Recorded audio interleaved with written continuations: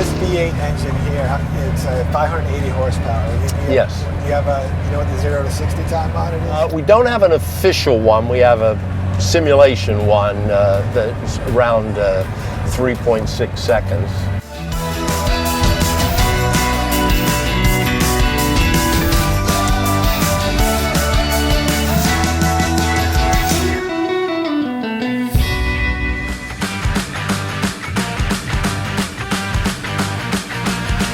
Don, I really had a great time today riding around with in your cars and meeting with John and getting to know your team and meeting you earlier and now sitting here in the back of your showroom with all these amazing, beautiful cars back here. I've got a lot of history in here.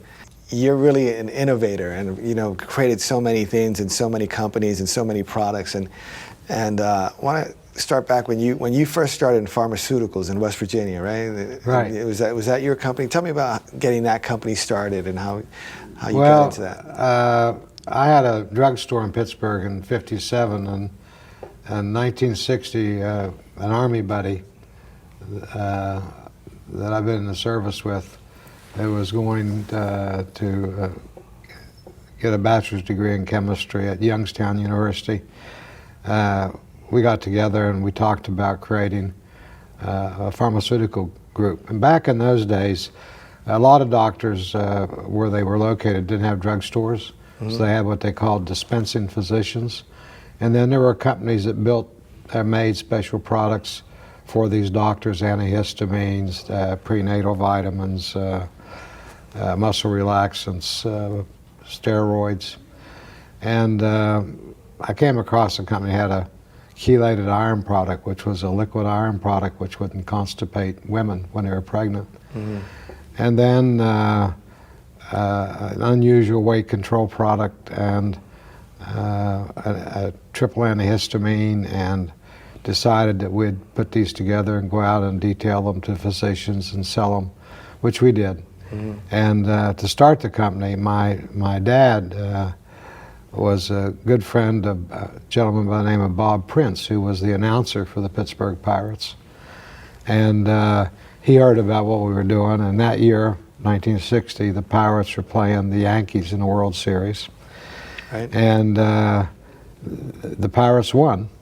And he talked a lot of the players into investing a little bit of their World Series check into Mylan Laboratories. So we had $20,000 of investment, and we set up offices in a condemned roller skating rink in White Sulphur Springs, West Virginia. And I think we made about 20 grand. We lost about 20 grand, and so then went out and got a securities license, and that I could sell more shares and raise more money, and went around the state and raised money, and that was the start of Mylan, and that's incredible. You kept going. And I'm a big baseball fan. We were talking earlier, and you said that you got some of the Pirates, incredible, after their World Series win, and these are pretty well-known guys. Bill Mazeroski, who hit the shot heard around the world to Don win that. Hoke, to win that Dick World. Grote. Yeah, and it's funny. You asked me what I thought the share was of the World Series winners back then, and I was shocked that you said, how much was it? $2,500, which is incredible. But and you turned that into how much for those guys? Bill Mazeroski's $2,500 made him $17 million. Wow. So you started Mylan, and then you left Mylan for a specific reason, right? You went to Ireland for. Right. Tell me why you left Mylan.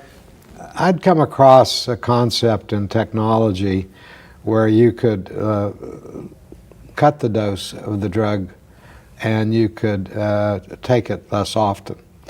So, for example, tetracycline, a well-known antibiotic, a normal dose was 250 milligrams 4 times a day. And with us, you could take 250 milligrams twice a day. And we had more even blood levels, we had less side effects.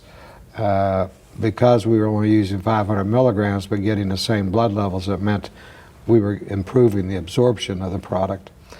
And of course, if you can improve the absorption and you don't have it passing through the intestines unabsorbed or stuff, you can cut out side effects and a lot of other stuff. So I read that you invented a technology that allowed for basically the transdermal patch that allows you to quit smoking off nicotine, the nicotine patch. Yeah. And you were a smoker, Yeah. and then you tried it for a while, but then I heard or you read a story, maybe you said an interview where you said that you started smoking again at a race where one of your cars was crashed and you grabbed a cigarette and started. Is that a true story?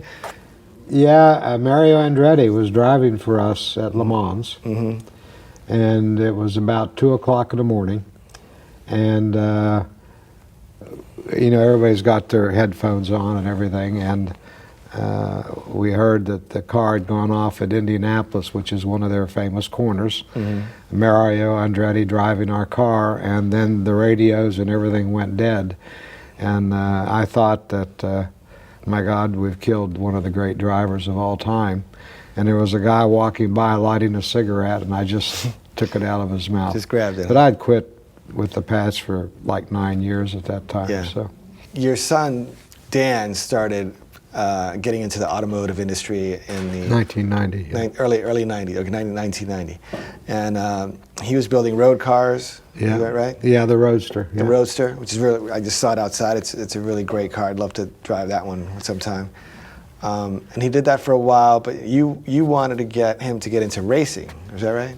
Well, what look, at that time, and Dan starting to, and he's always had an interest in cars. I mean, we couldn't pick up a piece of paper in the house without a sketch or something on it. But he had an idea to build a Roadster with, at that time, a stainless steel chassis, and he went over to Ireland to work for a company in Ireland to get a job because he grew up there, and they told him that he didn't have any experience, and that was on a Friday, and on Monday the company declared bankruptcy. And so we bought tooling and stuff from them, and he set up shop here and built the Roadster.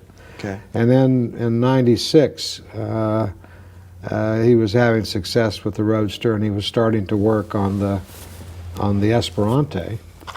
And I said, you know, why don't you create a little racing heritage? And he said, but you're retiring next year, so why don't you do it, and I'll continue to work on the Esperante.